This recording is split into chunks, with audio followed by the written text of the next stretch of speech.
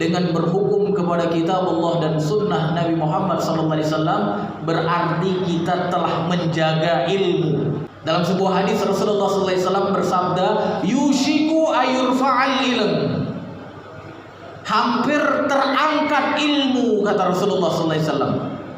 Maka ketika itu ada sahabat yang mendengar sabda Nabi ini, Ziyad ibnu Labib namanya, seorang yang bisa disebut sebagai cendekiawan ketika itu di Madinah. Orang yang paham, orang yang banyak ilmu. Maka beliau, sahabat Nabi ini, Ziyad ibnu Labib ini, bertanya kepada Rasulullah SAW ketika beliau mendengar bahwa Rasulullah mengatakan hampir ilmu terangkat, hampir ilmu diangkat. Maka Ziyad ibnu Labib ini pun mengatakan, kaifa yurfa'ul ilm ya Rasulullah? Bagaimana diangkat ilmu wahai Rasulullah? Wa qad qara'na al-Qur'an wa 'allamnahu abna'ana. Kata beliau kepada Rasulullah, bagaimana diangkat ilmu wahai Rasulullah? Kami telah mengajarkan kepada anak-anak kami, kami telah membaca Al-Qur'an dan mengajarkan kepada anak-anak kami. Pikiran Ibnu Labib ketika itu, dengan membaca Al-Quran dan dengan mengajarkan kepada anak-anaknya, kepada generasi yang ada ketika itu sudah cukup untuk menjaga ilmu. Maka Rasulullah SAW itu mengatakan kepada Ziyad ibnu Labib, alaysa al-yahud wan nasara yaqra'una at-Taurah wal Injil wa la yantafi'una mimma fihima bi syai'in, kata Rasulullah. Bukankah orang-orang Yahudi dulu, Yahudi Nasara, mereka membaca Taurat, mereka membaca Injil, dan tidak bermanfaat sedikit pun kepada mereka Taurat dan Injil itu. Taurat dulu diturunkan oleh Allah kepada mereka, Injil diturunkan oleh Allah kepada mereka, Kitabullah. Mereka membacanya, tapi tidak bermanfaat untuk mereka sedikit pun dari apa yang ada dari dalam Taurat dan Injil itu. Jadi maksudnya apa, jemaah yang dirahmati Allah? Ketika orang-orang tidak menegakkan apa yang ada di dalam Kitabullah, berarti seolah-olah mereka tidak menjaga ilmu. Artinya apa? Ilmu sudah terangkat di kalangan mereka. Makanya di saat itu Rasulullah SAW membaca firman Allah di dalam surat Taubah ayat 66. Walau annahum aqamut Taurah wal Injil wa ma unzila ilaihim min rabbihim la akalu min fawqihim wa min tahti arjulihim. Rasulullah SAW membaca ayat setelah menceritakan tentang ilmu tadi.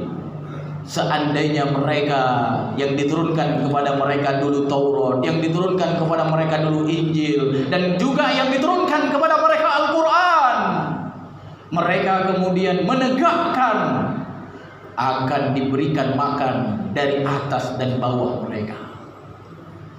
Jadi dari kisah antara Rasulullah dan Ziyad ibnu Labib ini menunjukkan apa? Menunjukkan ketika kita menegakkan, berhukum kepada kitab Allah dan sunnah Rasulullah Muhammad SAW, baik dalam kehidupan pribadi kita maupun dalam kehidupan berjamaah kita, maka kita termasuk orang yang menjaga ilmu. Tapi jika kita mempelajarinya, kita mengajarkannya, tapi kita tidak tegakkan, kita tidak terapkan, maka seolah-olah kita tak punya ilmu, seolah-olah kita sudah diangkat ilmu oleh Allah Ta'ala. Dan memang ini satu kesedihan jemaah yang dirahmati Allah, kalau kita banding-banding dengan wilayah-wilayah yang sudah menetapkan ketentuan Allah sebagai referensi di dalam kehidupan mereka, di dalam bernegara mereka. Kita lihat berapa banyak orang yang mempelajari Al-Quran di Indonesia yang tercinta ini. Bahkan bukan rahasia, kalau kita bandingkan dengan wilayah-wilayah muslim yang lainnya, rasa-rasanya terbanyak pesantren itu adalah ada di Indonesia. Artinya apa? Terbanyak orang yang membaca